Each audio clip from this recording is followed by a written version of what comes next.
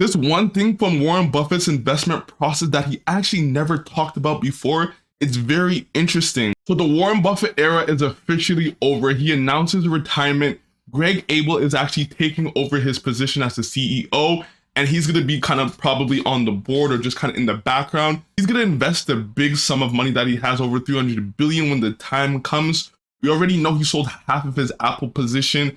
He's been selling a lot, putting money into treasuries. This is all because he expects another probably one-time event again before he dies. Guys, he's almost there at 94 years old. Man, if he gets one more chance at this, it's going to be amazing. There's so many lessons in his shareholder meeting that we have to talk about, and you're going to get a lot of value because when Warren Buffett talks, you have to listen to what he says because he just spills a lot of timeless information, and it's very valuable for beginners, for intermediate, for guys that just kind of forget these lessons. And so it's super important that we take these lessons and implement it in our investing process if you don't do it already. The first lesson is very eye-opening, especially for these investors that are coming into the market today, or if you just started 5 years ago. He's saying this whole bear market that happened 30, 40, 100 days ago is nothing. There's been 3 times in Berkshire's history that the stock dropped 50% and nothing changed with the company. The business was still running fundamentally strong.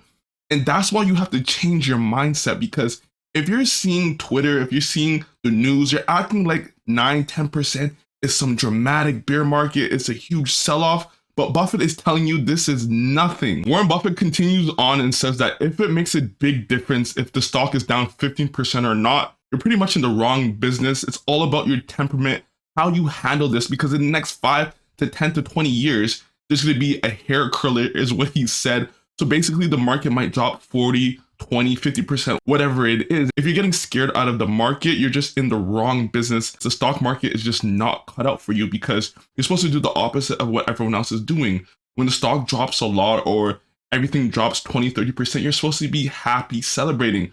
When the market's up 20, 40%, you're not supposed to be happy because things got more expensive. That's how Warren Buffett thinks as a long-term investor. The second lesson Warren Buffett talks about is being patient and decisive at the same time.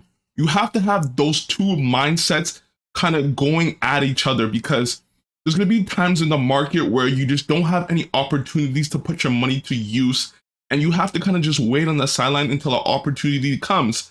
But when that opportunity comes, you can't just tiptoe around. You got to make decisive decisions. If someone calls you on the phone and they're giving you a business, you have to understand that business. You have to be able to say yes pretty quickly or no.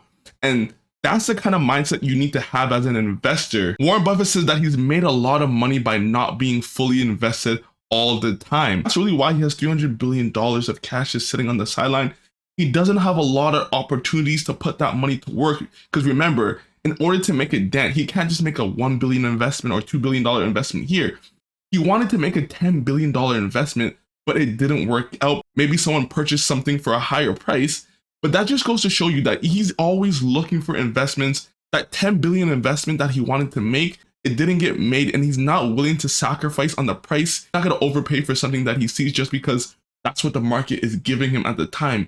He is willing to wait. And that's what he did with the 5 Japanese trading houses that he bought. It just goes to show you how willing he is to wait, because he was flipping the pages. He says that you can actually find a lot of investments, or you can kind of get to see a lot of investments by just flipping the pages over and over again. And Moshe Fabrai kind of talks about this, how Warren Buffett had a Japanese handbook in his office when he went. So Warren Buffett is just flipping the pages one by one, and he found these 5 Japanese trading houses.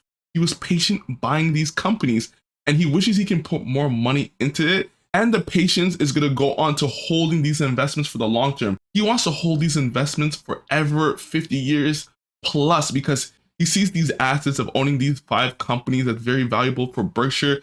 They built strong relationships. They go there now and meet the management. And Warren Buffett is thinking about holding these companies for the next 10, 15 years, 30 plus, as he's already 94. That just goes to show you how much patience is ingrained in him. This one thing from Warren Buffett's investment process that he actually never talked about before, it's very interesting. This was a quote from him. I spend more time looking at the balance sheet than I do the income statements. I look at the balance sheets over an 8 to 10 year period before I even look at the income statement.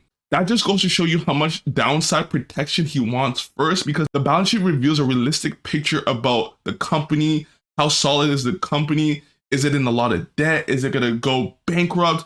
So him revealing that just shows you how kind of in his head, he's making a prediction about how strong, fundamentally sound the company is before he even looks at the results of the income statement, what the business generates, because the downside is so important, especially for Berkshire, because guys, he has all his money in Berkshire. He has a lot of family, friends in Berkshire. He has to make sure when he's making an investment that he's making sure the safety is there first, because Warren Buffett always mentions the rules of investment. Don't lose money.